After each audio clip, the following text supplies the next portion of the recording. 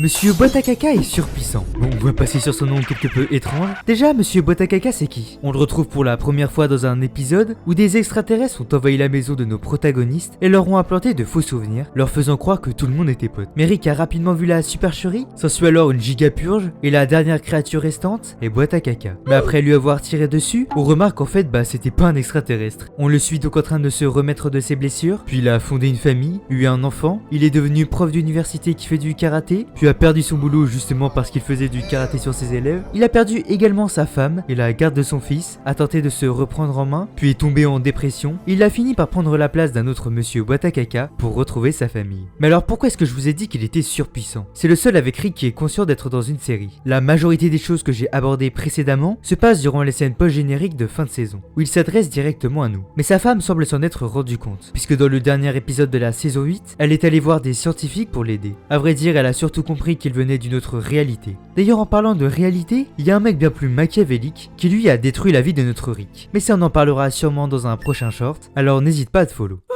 Oui, ça c'est du cliffhanger. Oh bon sang, ça c'est sûr. C'est vraiment une fan malade, non?